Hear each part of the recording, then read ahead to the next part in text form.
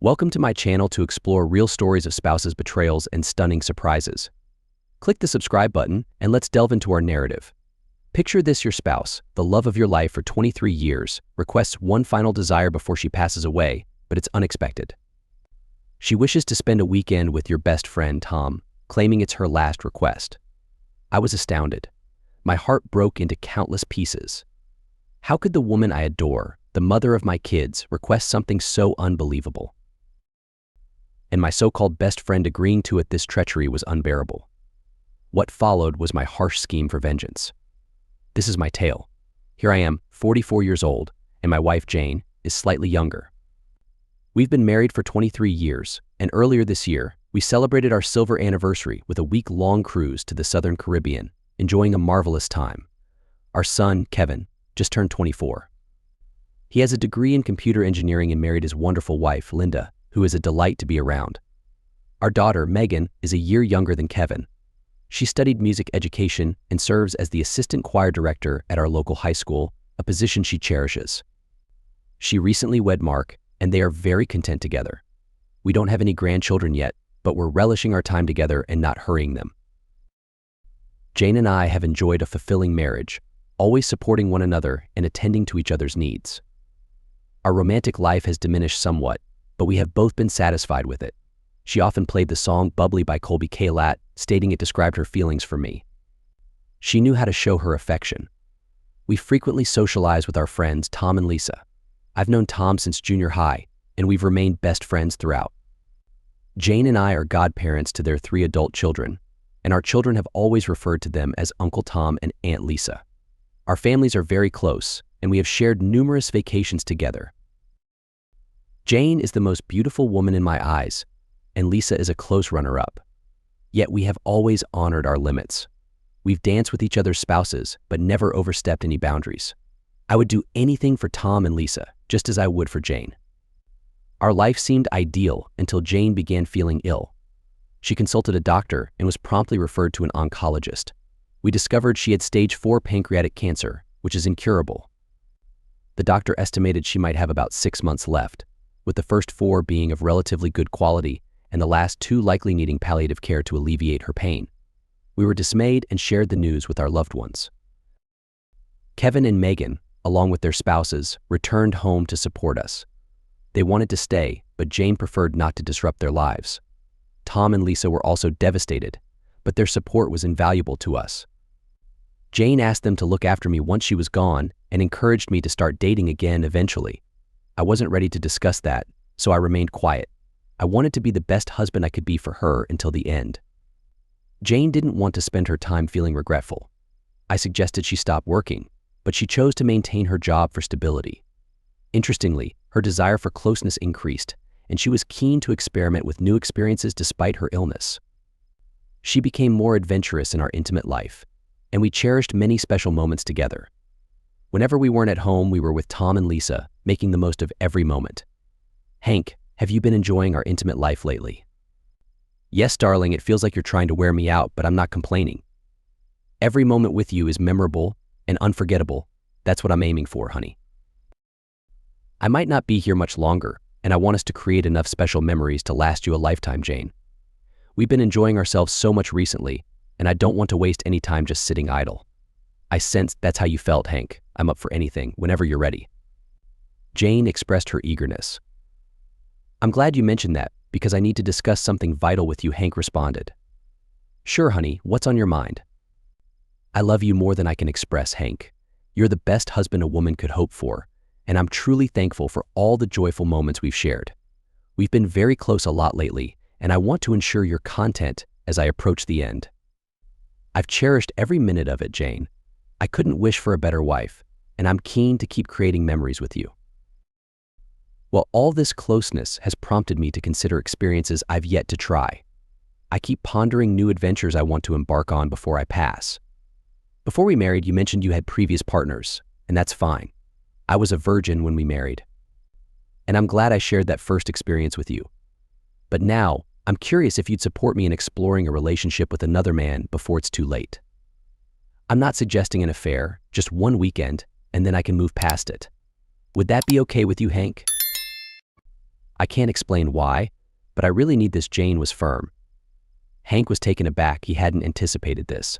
Honey, I hope this is just a fleeting thought and that this feeling will fade quickly. Or maybe you're just joking. Please tell me you're not serious. I am serious, Hank. I don't have the luxury of time for games. This is crucial to me. It's all I can think about. I need this. Please tell me you understand and will grant me this wish, she pleaded. Hank's mind was reeling. His wife desired another man's company and sought his consent. Jane, I've adored you since the day we met. You're the ideal wife, and I'd do anything for you, but sharing you with another man is difficult for me. Before we discuss this further, who did you have in mind? Were you considering meeting someone new? Of course not. Don't be absurd. I would never risk getting ill. I've thought this through and discussed it with Lisa and Tom. It would need to be someone I know, love, and respect. Tom is the man I'd choose for just one weekend. Then this need would be fulfilled, and it'd be behind us. Hank was astounded. His wife had discussed this with his best friends behind his back and persuaded Tom to spend a weekend with her. So, you'll be with my best friend, and he's going to be with his wife, and his wife is planning to be with me. And you think I'll be pleased to be with her in return? You must be joking, he responded angrily. No one's cheating, honey. I'm proposing a swap. It's not cheating if you know about it and consent. That's why I'm discussing it with you now. Nothing has happened yet, I promise. I need this, Hank. If you love me, you'll let me have this as my dying wish. Hank was shocked. So, you're saying if I love you, you're not sure that I do, and calling it a dying wish is a low blow. You're not thinking clearly, sweetheart. This is madness. I can't agree to this. It would be the end of us, Hank protested. Jane persisted. Hank, since we married, you've always provided everything I wanted. You've taken me on incredible vacations, bought me luxurious cars, and let me purchase all the clothes and shoes I could ever desire. Why is this so different? Did I ever send you on a vacation alone with another man? No, it was always you and me. Did you buy those clothes for another man? No. You bought them to please me. It has always been just the two of us together. Jane, maybe this is too much to ask now, but it would ruin our marriage for me. Please think about it this way after I'm gone. You will probably be with other women before you decide to remarry. I won't ever have that chance. Can't you see what I'm asking is fair? I'm sorry you had to make such a significant sacrifice being with me and no one else all this time. Once you're free of me, you can explore relationships with as many men as you want. You won't even have to worry about pregnancy or STDs. You'll have it made, I said sarcastically. Her frustration began to rise.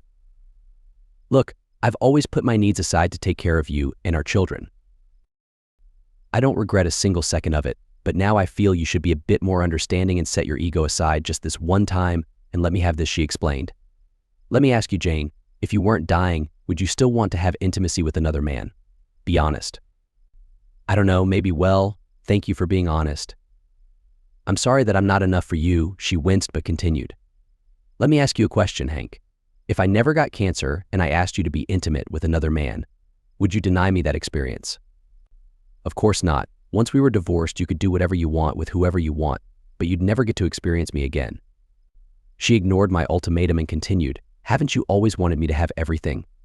You've always given me more than I asked for. Would you start denying me now as I make my dying request? Jane, I once believed that I was your everything. Thank you for showing me I was wrong. She started crying and ran out of the room.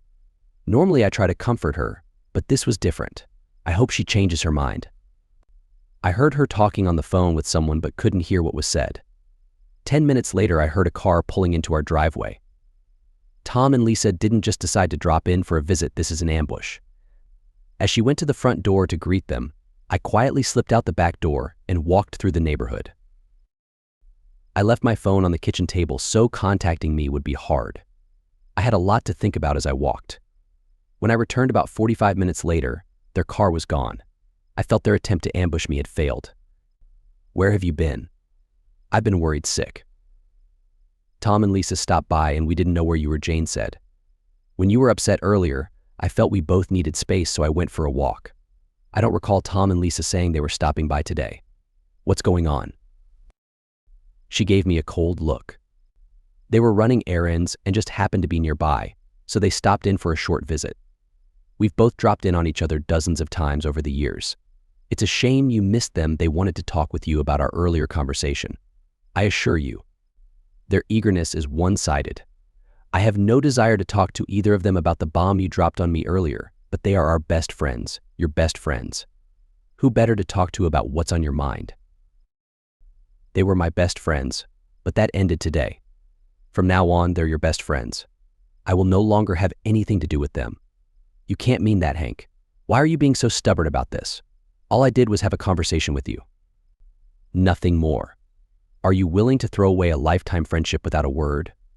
You're a better man than that. I know you are, and so does Tom. I assume you talked with them about our conversation while they were here. Of course I did. What do you expect?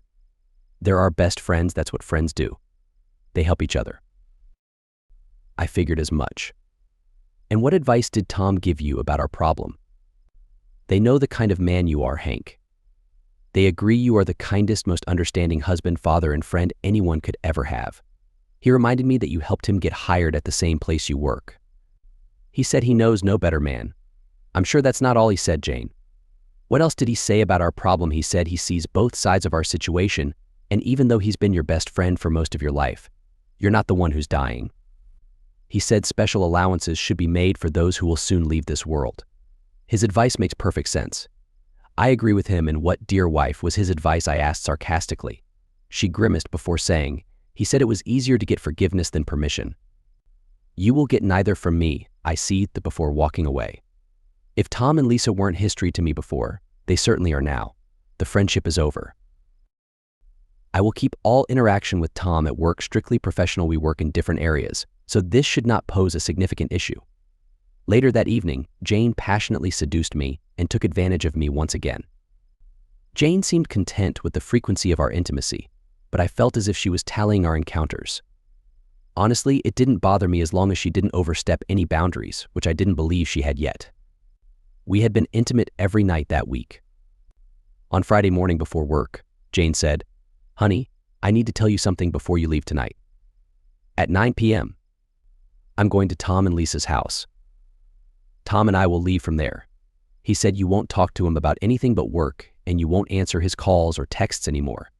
Lisa mentioned you shouldn't talk to her either. I'll be back Sunday afternoon. And I'm really looking forward to our time together then. I'm telling you this so you'll come straight home after work tonight. I want to ensure you're completely satisfied before I leave. My world felt like it was crumbling. Everything was about to change. Jane was determined to follow through with her plan. Jane, you know I love you, but I don't love you enough to forgive you for being with another man. And yes, I consider it cheating because I don't agree with it and I don't want you to do it. If you're with Tom or any other man this weekend, I won't be here when you return. I'll never speak to Tom or Lisa again, and I'll have nothing to do with our godchildren. You'll all be betraying me in the worst possible way. If you go through with sleeping with him, I won't touch you again, I said sadly. Jane began to cry. Tom and Lisa had told her I would forgive her, so she was shocked that I wouldn't be there for her as she faced her final days. After tonight, my dear husband, you'll know exactly who I love and need in my life, you. But I need this too. I'm sorry you can't consider my feelings and grant me my dying wish. She tried to kiss me goodbye, but I avoided her and left quickly. I heard her sobbing as I exited, hoping she would reconsider. I came home for lunch to check on Jane. She had a suitcase packed and hidden under the bed with lingerie I had never seen before. It seemed her decision was made, so now I had to make mine. Before returning to work, I texted her, "I have to work late tonight on a special project. Sorry. Not sure when I'll be home. Please reconsider your decision about going with him." I left my phone on the kitchen table, signaling I wouldn't be there for her that night, hoping she would worry and perhaps change her mind. Hank, this isn't like you. You're a better man than this. You don't mean any of it. I know you better than you know yourself, Tom protested. I don't care what you think you know. I meant every word.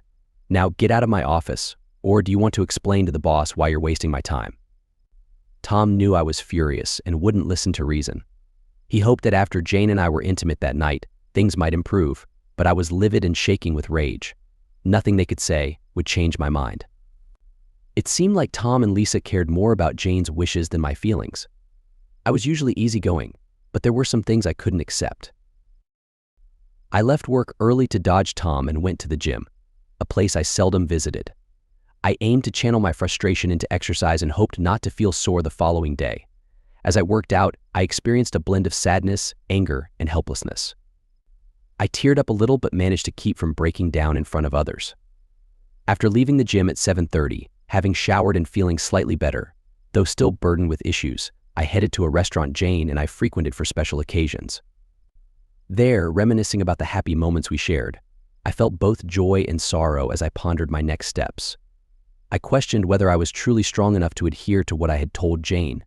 Were my principles so crucial that I was prepared to sacrifice everything? We had 23 wonderful years before this ordeal. I never imagined facing such a situation with her. The idea of confronting Tom crossed my mind, but I dismissed it, knowing it would solve nothing.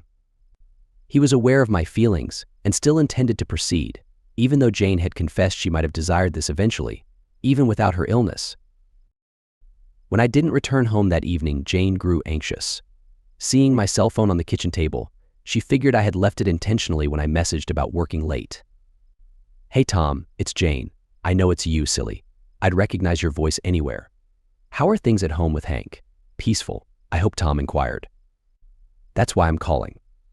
Do you know why Hank would be working late tonight? He texted me at noon about a special project, but I can't imagine what he's talking about. I left work a bit late myself, and the parking lot was empty. Hank's car was already gone. Even though we don't work in the same department, I'd know about any special projects or overtime work." "Have you tried calling him?" Tom asked. "That's the problem, Tom. I did as soon as I got home to see when he'd be back, but his phone is on the kitchen table, so I can't reach him if he's not at work. Didn't you say you were going to give him a very special session tonight that would leave him weak in the knees?" "Yes, I made that clear to him this morning. So the only conclusion I can draw is that he's avoiding me." "What am I going to do, Tom?" "Jane, I know Hank. He's just having a pity party. He's playing games to disrupt your plans. If he chooses to miss out on tonight, then he's a fool. He doesn't realize how lucky he is to have you. After you're gone, he'll regret missing every moment with you. Hank's a good man, my best friend. But even good men can make foolish errors. You know what you want, you deserve it, and he's trying to ruin it. If you want to cancel, I'll understand." "No, Tom, I'm not saying that.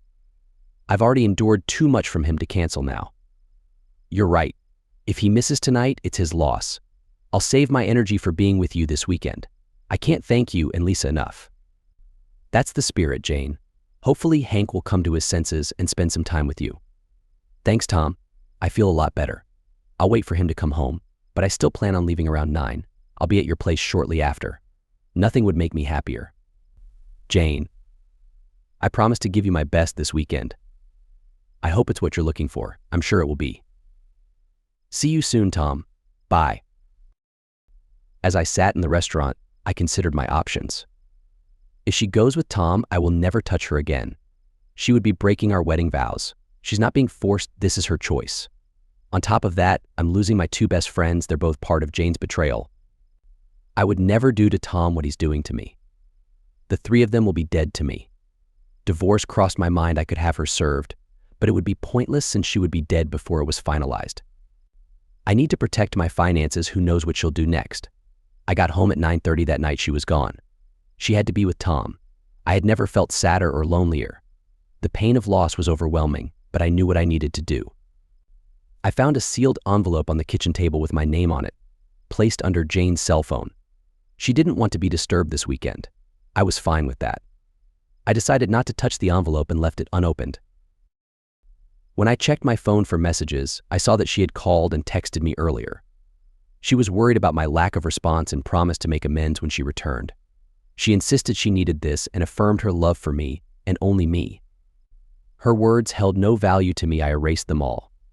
The first action I took was to move all my clothes and belongings from the master bedroom to the spare bedroom, ensuring not to leave a trace of my presence in that room. Next, I took our wedding album and removed my images from every picture, reassembled the album, and left it on her bed.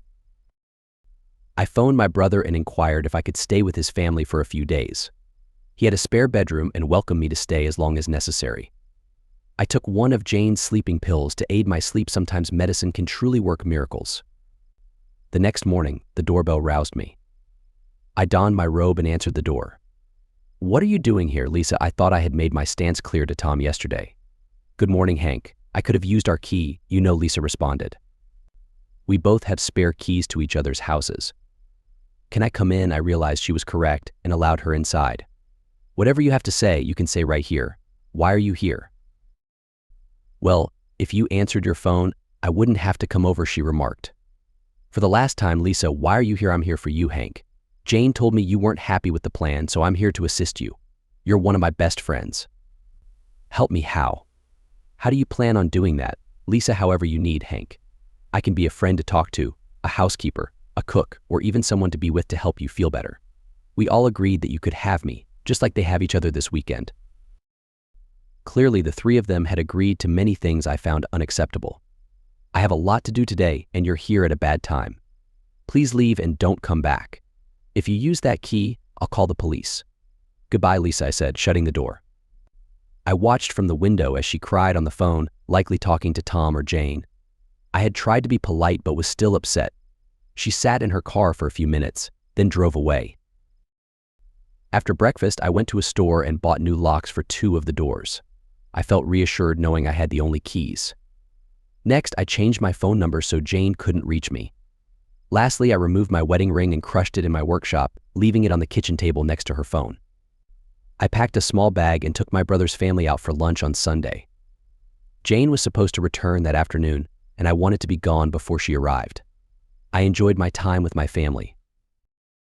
When Jane returned home Sunday afternoon, she expected to find her husband, whom she would console until he forgot about her absence. She was distraught when he wasn't there. She thought he might be running errands until she saw their wedding album on the bed. She started crying when she saw he had cut himself out of all the pictures. Then she noticed all his clothes were gone too had he moved out. She saw the sealed letter she had left for him on the bed. She tried to call Hank, but the number was no longer in service. Things were deteriorating. This wasn't what Tom had promised her. He had said Hank couldn't live without her. She inspected the rest of the house and saw new locks on the spare bedroom door. Perhaps he hadn't left but was just angry and staying in another room. Unsure who to contact, Jane called Lisa to see if Hank had mentioned anything to her about his plans. "No, Jane.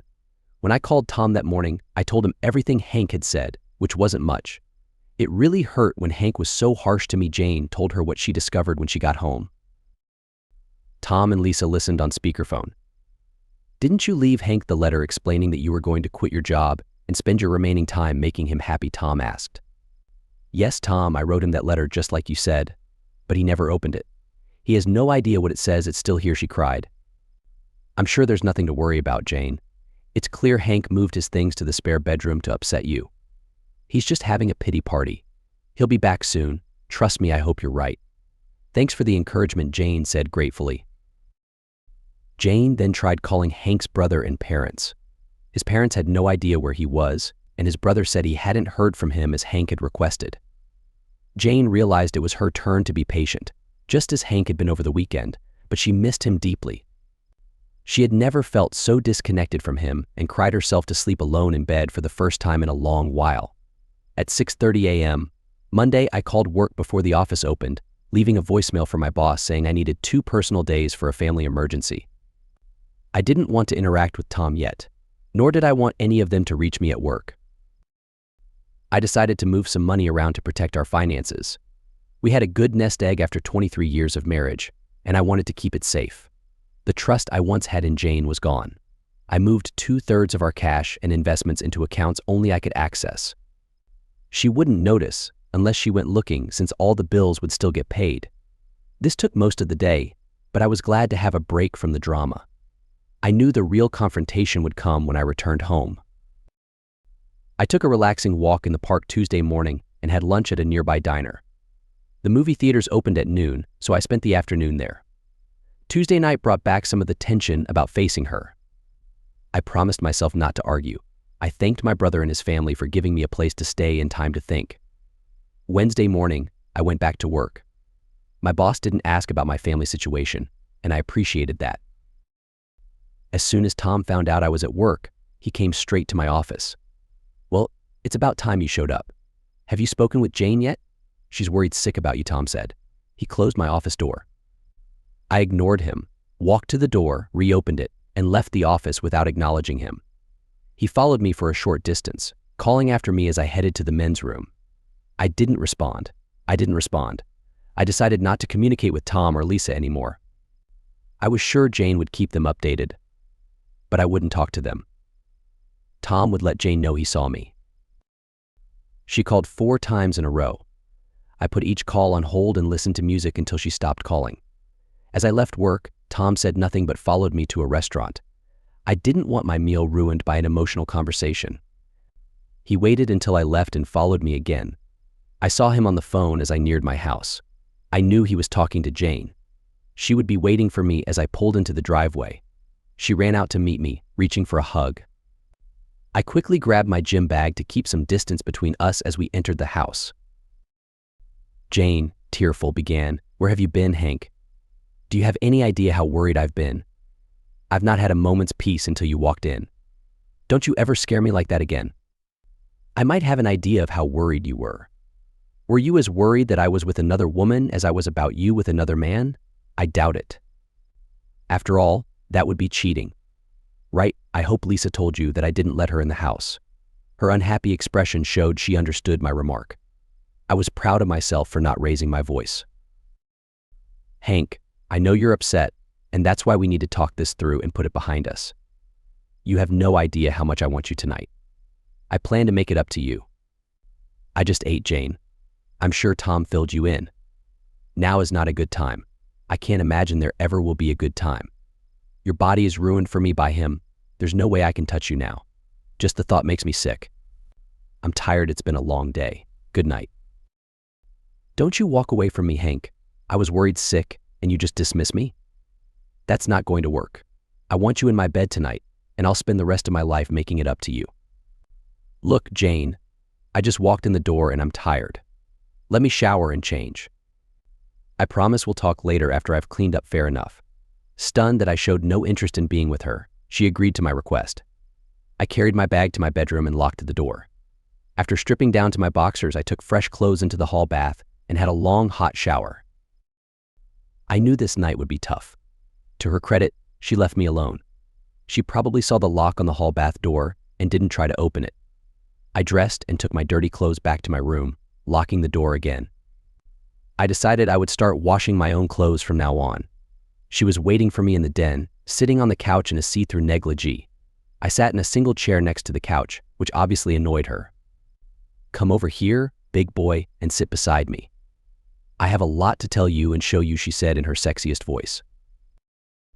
"I can hear you just fine from here. What do you want to tell me?" Disappointed but determined, she said, "I love you, and I know you love me. We are meant to be together forever. I'll get to the other side before you, but I'll wait for you until you join me. Until then, I hope you have a long, happy life, even if that means being with other women. I don't want to waste any more time without you in my arms. Let's put this issue behind us and never revisit it. I want to love you like never before until I die. That's what I want, Hank." "I have some questions before we go any further, of course, Hank. Go ahead. Did you have sex with Tom last weekend?" She nodded silently. "Did you do everything with him that you do with me?" Tom said it would be best not to give you details. He said it might make you too angry. "Oh, I see. So he's in charge of our marriage now? You've told me all I need to know. Good night, Jane." I stood up to leave the room. Okay, I'll answer your questions."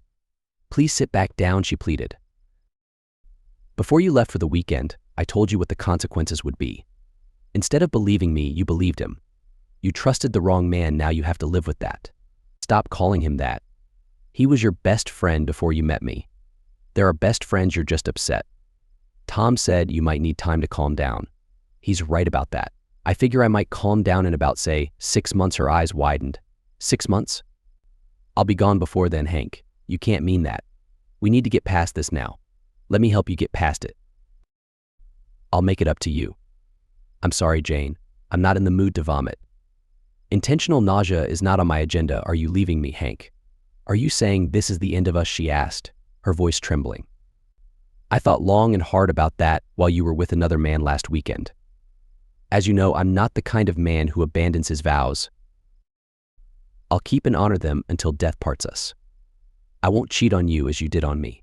I'll stay here in the house, but we will live in separate bedrooms. I'll pay the bills and continue doing my usual chores.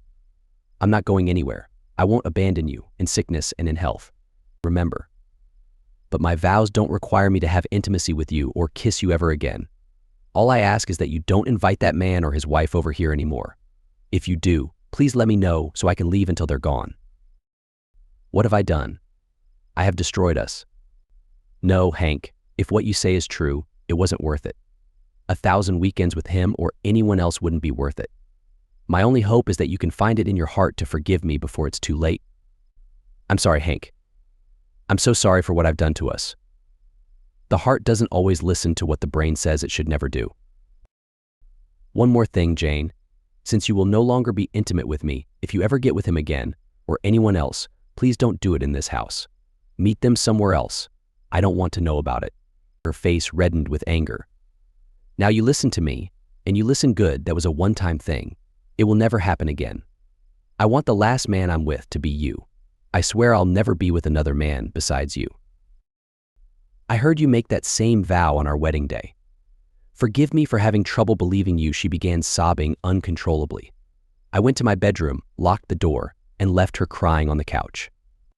The next morning, I left for work early to avoid her. Mid-morning, Tom stormed into my office. I'm not leaving, Hank, until you talk to me. What you're doing to Jane is unforgivable. I'm going to talk to you until you change your mind. I picked up the phone and called my boss. Hi, Dennis. I have a problem. Tom is in my office and won't leave. He's interfering with my work. Can you help? After a pause, I said, Thanks, Dennis. Are you serious? You're not man enough to talk to me, so you call in the boss. Something like that, I said as my office phone rang. Yes, sir, I'll put him on. It's for you, I said, handing Tom the phone. Hello? Yes, sir, I understand. It won't happen again. Defeated, he handed me the receiver. This isn't over, Hank. We have too much history for things to end this way. I ignored him until he left. He knew I'd report any further harassment at work. If he contacted me outside of work, I'd deal with it then. Jane had less than 2 good months left, according to the doctors. I could manage 2 months of hell if I had to. That evening, I visited a family restaurant to avoid eating with Jane. I needed to find places to eat after she was gone. When I got home, she had cooked dinner. Hi, honey. I fixed your favorite. I hope you're hungry. I noticed you were a bit late, but I kept it warm for us. I'm sorry, but I've already eaten. That's why I'm late. Since you won't be around much longer, I'm finding places to eat after you're gone. I should have told you. I'll be eating out from now on. That should make things easier for you, you jerk. You're taking that away from me too? You've made it clear that I'm off limits for intimacy, but I was hoping you'd let me cook for you. Am I nothing to you now? I can't say the words you want to hear, Jane. You say you're sorry for being with another man. I'm sorry there are consequences for your actions. Neither of us is happy, but it is what it is. I'm going to my room now. She began crying again. Hank, you don't need to hide in your room all the time. Can't you at least watch TV down here or something? I don't have the plague, and I can't infect you with my cancer. Please don't shut me out completely. I'll think about it, but only if you promise 2 things, I said. She replied, First, never mention that weekend or what it cost us. I don't want to hear your side of the story. And the other, never talk about that man or his wife to me again. If you see them, don't tell me about it before or after. Deal. She looked sad that I was so firm with her friends. Deal, she agreed. She never asked to choose what to watch on TV. We only talked about work, politics, family, or mundane topics. She kept her promise about the tough topics, but I knew they were there. If she called my old friends, she did it when I wasn't around. She knew it upset me, so we maintained an uneasy peace. I heard her crying herself to sleep every night. I don't think she regretted what she did, only what happened afterward. Then, she surprised me on Saturday. She asked to join me for breakfast and lunch since I wouldn't let her cook. I stopped that by eating cereal and then mowing the lawn. I did the dishes after I ordered a sandwich for lunch to keep working on the car. She was doing laundry and asked me to add my clothes to hers. I said no, I'd do them myself. She cried again and walked away. Who knew a woman would cry over her husband doing his own laundry? I was glad to have chores to keep me busy and not think about my pain. Later, I heard noise. Our kids, Kevin and Linda, along with Megan and Mark, were chatting with their mom. I asked why they were here. Hey, Dad, it's good to see you too, Kevin said, and hugged me. We've been talking to Mom since she got sick. She doesn't have many good days left, so we brought food for a cookout. You and Mom relax. We'll handle everything. I loved seeing the kids. But this wasn't a coincidence. I bet Jane planned it. Like they say, all's fair in love and war. We weren't fighting a war, but it felt close enough for her to use the kids. An hour later, I was told the grill was clean and everything was ready. Jane said, "Hank, honey, the kids want ice cream, but I need to get a few things. I'll be back soon," and left. As soon as she did, I felt cornered by my kids. Megan asked, "Daddy, can we talk?" "Of course," I said. She started, "Daddy, Mom and I talk a lot. We know about what she did with Uncle Tom." She told me. We were surprised, but now we understand. We get why it was hard for you, but you've had time to think. She won't do it again. And we believe her. This was just something she wanted to do before she died. Can't you forgive her? You haven't touched her since, and you stopped talking to Uncle Tom and Aunt Lisa. Dad, they've always been your best friends. Don't you see? Uncle Tom was just helping someone who is dying. So you think I should just forget about it? I asked. All four of them nodded. I took a moment to gather my thoughts. I love these people more than anything and didn't want to alienate them. Then an idea came to me. Kevin, you're my son. You know I'd die for you without a second thought, right? Sure, Dad. You've always been there for me, no doubt about it. And Linda, as my son's wife, you know I love you too, don't you? I would die for you as well, I said. Of course, Dad, and we love you just as much. All four of us would do anything for you and Mom. That's why we're here, because we love both of you so much, she replied. I'm glad to hear that, Linda. It makes it easier to ask this next question. As you know, I'm not getting any younger. Because of what your mother did, I've thought a lot about bucket lists, even my own. So Kevin, would you be willing to let Linda spend a weekend with me to fulfill a bucket list item? If she and I spend a weekend together like your mom and Tom did, it would show me that you mean what you say and are willing to back it up with actions. If you do that, maybe I could forgive your mother. What are you crazy? Kevin shouted. Linda turned bright red at the suggestion. There's no way I'd ever agree to that, Dad, not even if you were dying. I realize Linda isn't your blood relative, but it still feels like incest to me. I can't believe you'd even suggest it. He was furious. Oh, you mean like Uncle Tom and your mom, that kind of thing?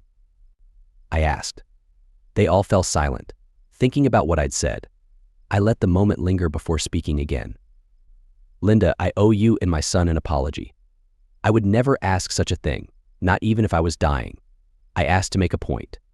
Kevin, you said you wouldn't agree to it even if I was dying. Neither would I. It's easier for you to forgive your mom because you aren't married to her. But think about this.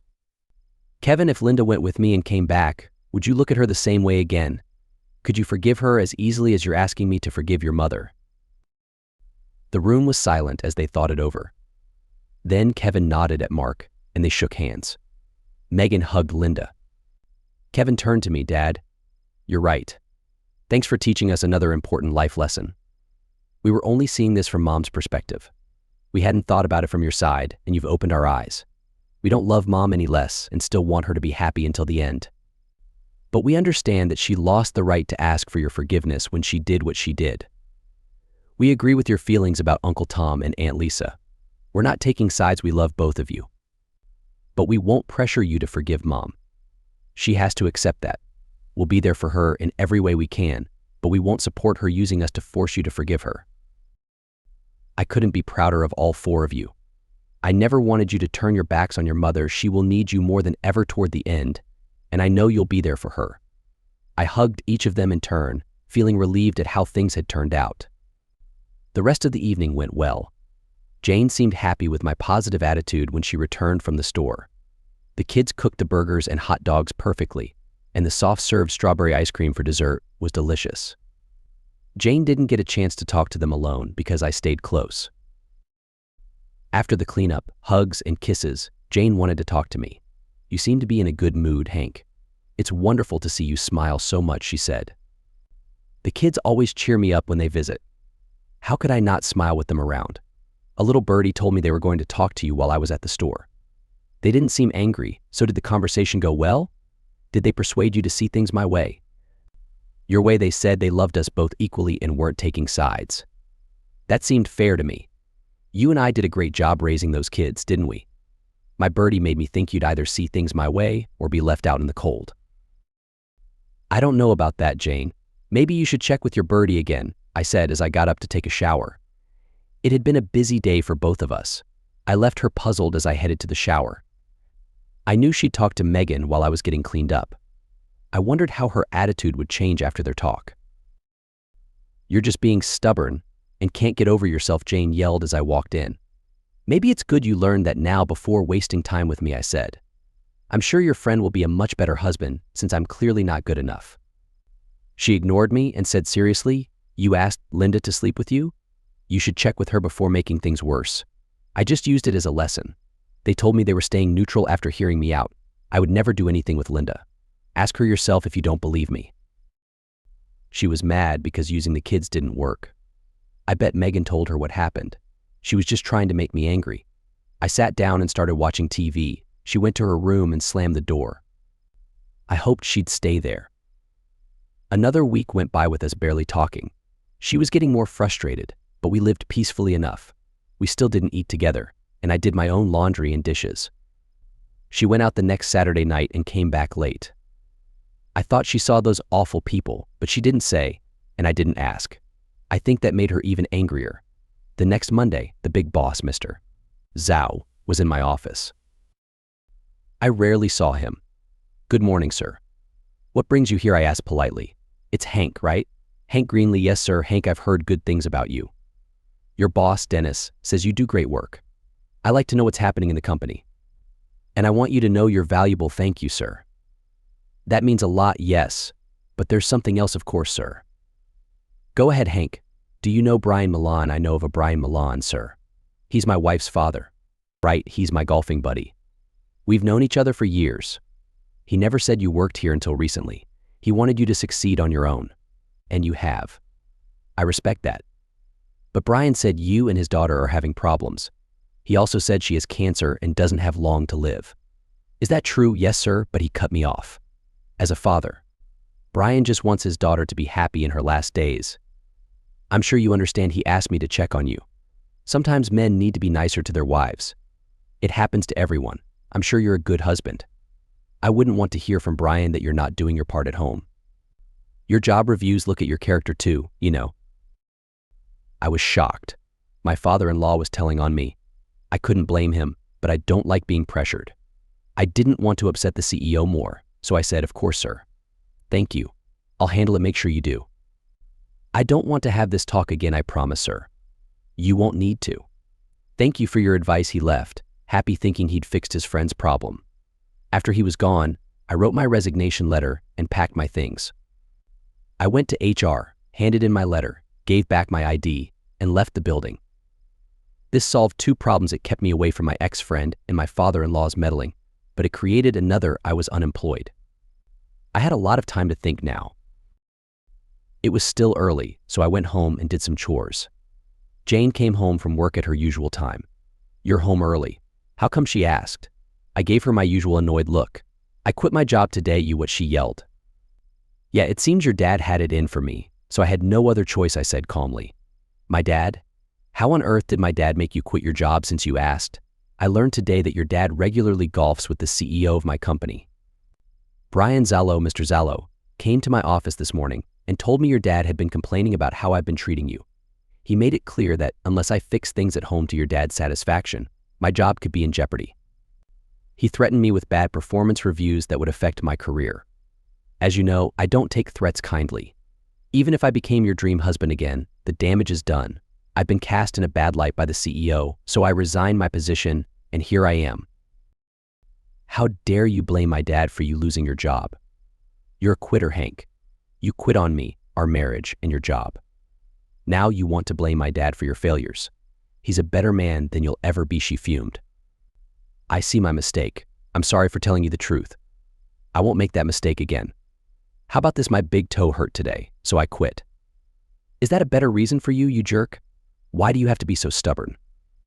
Why can't you forgive me and let us get back to our normal, happy life before it's too late? Why would you want to be with a stubborn jerk like me?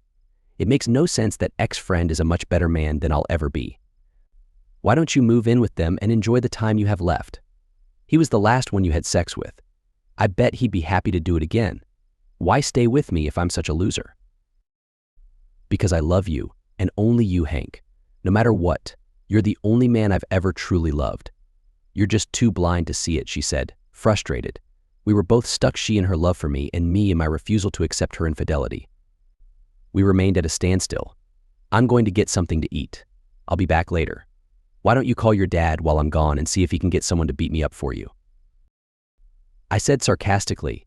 I thought she was out of tears. I was wrong. I left the house alone to avoid more drama and to have a peaceful meal out. Evidently, she did call her father while I was out, and she was waiting for me when I got back. I'm sorry, Hank. I had no idea my father would use his friendship with your boss to try to coerce you. As much as I love my dad and appreciate what he was trying to do, messing with someone's career isn't right. His heart was in the right place. I take full responsibility because I hadn't told him the whole truth about my part in our problems. I figured as much. Look, I understand why your dad would try to use his influence to help you. You know I'd do anything to help our kids, but I thought he was a better man than that. Now I see he didn't have all the facts. Well, I'm going to fix that if I can, and Dad's going to help me. Unless he never wants to see me again. What do you mean, Jane? How can you fix anything about my career? I've made a decision. Tomorrow morning, I'm resigning from my job. I won't need another job anyway. Dad and I are going to help you find a better job than the one you had. It's our fault you were put in a tough position. So it's our job to make it right. Dad knows a lot of people besides your boss. He'll use his connections, and so will I. We'll do our best to find the perfect job for you. Is that okay? This was a surprise. I was expecting another argument. But this was unexpected. I don't know what my options are, but I'm happy to accept help from you both. Thank you. I twisted Dad's arm, and he's taking a vacation week to help us. I'm going to find you another job or die trying, she joked. True to her word, Brian was at our house early the next morning. He rode with Jane to work as she resigned from her job. She had planned on resigning soon anyway and was relieved to avoid the sorry you're dying going away party they would have held. When they returned, our house became job central that week. All three of us were constantly on the phone with business contacts and connections. Getting interviews was easy, but we wanted each interview to be a solid opportunity, not a long shot. The economy was shrinking, and good jobs were scarce. I must have gone on a dozen interviews that week with their help. I'd never seen Jane more dedicated. She had a fierce determination to honor her word. Help came from an unlikely source. Brian swallowed his pride and contacted Jian Zhao, explaining that he'd misunderstood his daughter's situation and had acted too quickly. He said he was sorry for causing trouble at my workplace and explained that I couldn't go back to my old job. Graylin was upset to lose me and blamed his friend for overreacting, but then he quickly said he'd make some calls to help me out. Just 45 minutes later, we got a surprising call from Wellington Enterprises. They needed someone new to handle their buying. They're a special kind of factory that helps inventors make their product ideas real. Investors give money for the ideas, and Wellington makes them into actual products. Making all sorts of different things is hard, but they found their own special way of doing it. We learned that most of the new products don't become popular, but the few that do make all the effort worth it. I talked to them the next day, but it felt like they'd already decided to hire me. They'd had problems with the last few people in that job being dishonest, so they were looking for someone honest and trustworthy. Graylin's good word about me really helped. They offered me a lot more money than I used to make. Graylin was a really good guy. I would start in 3 weeks after they cleaned up some staff issues. I thanked Brian and Jane for their help in getting this great chance. They both said it was the least they could do since they were involved in me losing my old job. Brian and I were back to being friends again. He appreciated that before the whole weekend thing. I was a good husband to his daughter. He also said many men wouldn't have stayed with their wives in a similar situation, and Jane would have been alone at the end. He got teary-eyed as we shook hands, saying he had his respect for me back. It was like Jane had been holding on just to see me get this new job. The next day, she collapsed in pain and turned very yellow. I rushed her to the hospital, where they told us this was the cancer's normal progression. Her doctor sent her home with many medications to help with the pain and make her comfortable. When people found out, they visited her, seemingly to say goodbye. I did my best to make everyone feel welcome and tried to schedule the visits so they wouldn't all come at once. One afternoon, Jane told me that Tom, Lisa, and their kids wanted to visit her. I said I understood and would arrange it. She knew what that meant. I called Megan and asked her to be with her mom during the visit and to text me when they left. She took care of it. My daughter is very smart. It worked out well, and I avoided an unpleasant encounter. That visit opened Megan's eyes, and our kids started spending more time with Jane, knowing she didn't have much time left. 2 weeks later, Jane was too weak to get out of bed. Insurance allowed me to hire a nurse for the daytime, and I took care of her at night. She was very thin and weak. With a machine to help with the pain, all she had to do was press a button. She couldn't talk on the phone anymore, so I put it away. Everything went through me now. Lisa called to ask about Jane and was worried that she couldn't reach her. I explained, and she asked to visit again. I said it wasn't a good idea. She was sad but didn't push it. Our kids and their spouses took turns helping me so I could rest sometimes. That was a big help. As Jane got worse, I offered to put her in hospice, but she strongly refused, saying she wanted to die at home with loved ones. I sadly agreed. Jane fell into a deep sleep and couldn't be woken up. I thought it was like a coma and knew the end was near. One of our kids was always there, ready to call the rest of us if anything changed. Late one night, I was in her room, ready to sleep myself. Suddenly, Jane sat up. She'd been almost unresponsive for 2 weeks, and now she was sitting up. I don't know how she did it, but she looked radiant and had the most beautiful smile. Then she spoke. "I'm sorry I hurt you, Hank. Please forgive me. I love you so much." I rushed to her, kissed her, and said, "Of course I forgive you, Jane. I love you too." She gently lay back down and fell asleep again. I knew this was it and called all the kids in. They stayed with me as I held her hand. 4 hours later, she took her last breath. All of us cried and hugged each other, clinging to the love we had for one another, a love that came from her. I was exhausted making the arrangements, but Kevin and Megan were a big help. Jane had made things easier by planning almost everything in advance. She was cremated, and we held a memorial service at a nearby chapel. Megan told me nervously that her mom had asked for Tom to speak after the minister. She believed it would be too much to ask of me. I was stunned that she had made these arrangements without telling me, but the kids begged me to honor her wish. I agreed, for their sake. Before the service started, the family met to console each other and greet visitors. I wasn't surprised to be hugged by Charlene, Joe, and Evelyn. They were our godchildren and had nothing to do with their parents' actions. I hugged them back, realizing how much I still loved them. Tom and Lisa kept their distance but spoke to everyone else. Brian held up better than I thought he would. He made it clear he didn't want any distance between us, and I felt the same. During the memorial, Linda, Kevin's wife, sat on my left holding my hand, and Megan was on my right holding my other hand. I loved my children and appreciated the love Jane had instilled in them for family. The minister gave an inspiring message of hope and deliverance. The music included 3 songs close to Jane's heart. Tom then took the stage. Linda and Megan squeezed my hands, reassuring me they were there to help me get through this. Tom said that Jane had asked him to read a letter she wrote, which she must have given him during their last visit when Megan was there. The letter encouraged everyone to make the most of their time, forgive one another, and stay in contact with me and the kids. She even joked about helping me find quality women to live a full life.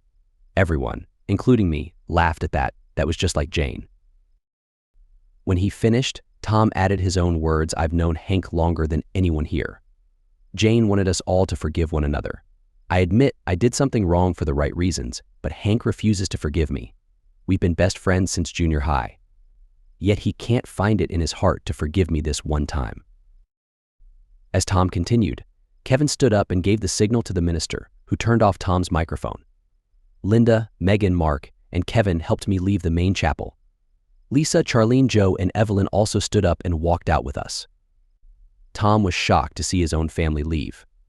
Kevin explained, "Charlene told me she overheard her dad might call you out.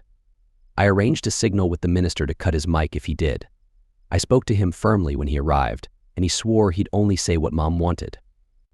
I looked at Charlene. She said, "I love my dad, and I love all of you. What he said wasn't right.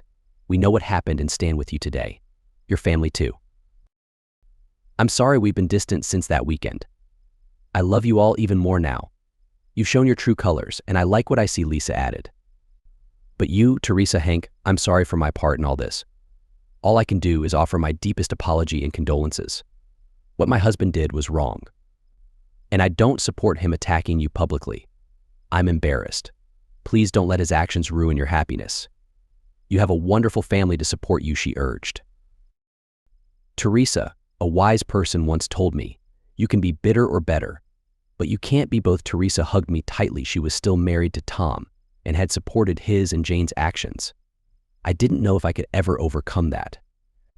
Moments later, the doors opened and the crowd began exiting the chapel. Everyone who passed offered their condolences. I asked the kids, including Charlene, Joe, and Evelyn, to take care of the flowers from the service. They promised they would and thanked me as I prepared to leave. Charlene asked if she could accompany me. Kevin and Megan nodded in approval as she took my hand and led me to my car. She drove us home and prepared a wonderful meal from the many dishes friends had brought. She cleaned the kitchen and kept me company until supper as my kids came over. Charlene hugged me tightly, said she loved me, and asked me to stay close. Charlene was a good person and had been raised well. Over the next few weeks, Tom tried several times to make up with me, but I refused. His kids invited me and my kids over a couple of times for barbecues, but they never mentioned Tom or Lisa after that. We didn't talk as much. Everyone has their own lives, and I wasn't sad about it.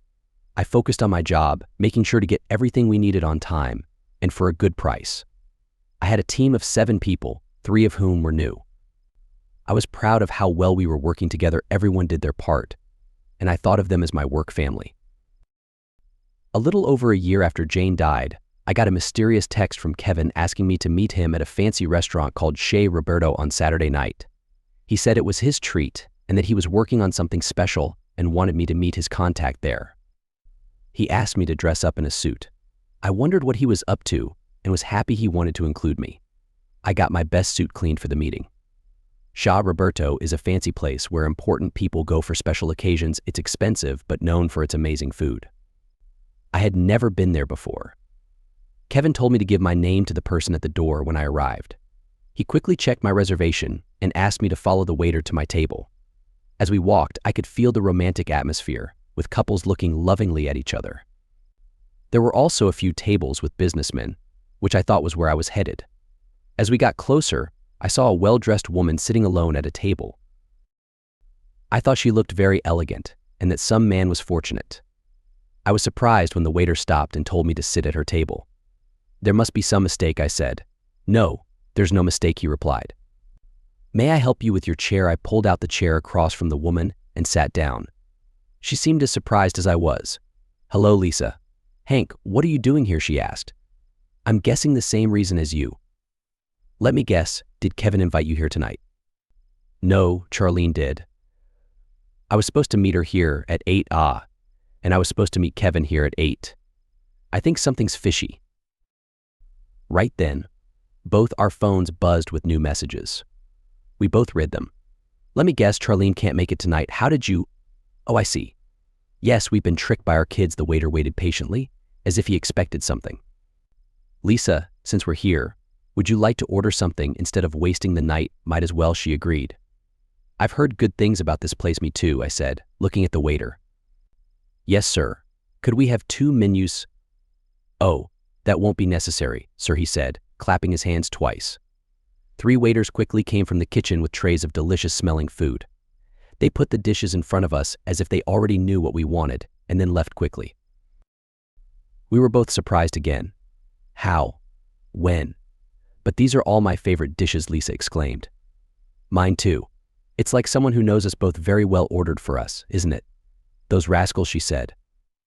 I must say, if I'm going to be surprised, I can think of worse things to be surprised with. You're right about that, I said, understanding what she meant. I can guess why they did this. They knew you'd never contact me. You made it clear how you felt about us after everything happened. And now, looking back, I don't blame you, Hank. Actually, I don't mind so much since it's just you. But if he had been here with you, I would have never sat down. He? You mean Tom? Are you saying you don't know? She asked, surprised. No, what has something happened to him? I haven't talked to him since before Jane died, and the kids know better than to bring him up to me. I see. Well, that explains it then. A lot has happened. Do you want to hear the story, Lisa? I have nothing else planned tonight. You've made me curious. Okay, but I have to warn you that you might hear his name a lot in my story. It's been over a year. I think I can handle it without getting upset. Go ahead, Lisa. About 3 weeks after Jane's memorial service, Tom felt something wasn't right, so he went to the doctor, who sent him to a specialist. He was diagnosed with stage 4 prostate cancer. The only option was major surgery to remove his prostate. The cancer was so advanced that they had to remove every trace. During the surgery, they severed many blood vessels and nerves. After the surgery, Tom had regular radiation treatments that affected him mentally and emotionally. At first, he tried hard to take care of my needs in other ways. I think it helped his self-image, but eventually, his frustration took over and he stopped trying. He told me to buy toys to take care of myself. He became depressed and refused counseling. He started drinking heavily and became verbally abusive. When he lost his job, things got worse. He started hitting me. I refused to stay a victim. After 3 strikes, he was out. My divorce from Tom was granted just last week, Hank. I haven't been intimate with a man for nearly a year. My mind raced, hearing about what they had been through. Though I would never say it out loud, I thought karma is harsh. Then I looked at Lisa. I don't know what to say. I had no idea about his diagnosis or how he mistreated you. I feel foolish for turning my back on you too. I wish I had been there for you. You didn't deserve that any more than you deserved what happened to you. Hank, it looks like we both got a raw deal. I reached across the table and placed my hand over hers. We can't change the past, but maybe we can do something about the future. I got up, moved my chair next to hers, leaned over, and gave her a tender kiss. She was as receptive as I was. Right after our kiss ended, we heard a group of people jump up and shout yes while pumping their arms in the air. We noticed all our kids and their spouses sitting at a large table in the corner watching us. We laughed until our sides hurt and we could hardly breathe. The sweetness of our kids' gesture, the love Lisa and I shared, and the challenges we had both faced bonded us in a unique way. The dark clouds lifted and sunshine once again prevailed. We told the kids they still had to pay the check. The funny thing was that all 5 couples fought fiercely for the privilege to pay it. Thanks for watching. If you found this story intriguing, make sure to hit that subscribe button and turn on notifications for more captivating content. What would you do if you were in Hank's shoes? Let us know in the comments below. See you in the next video.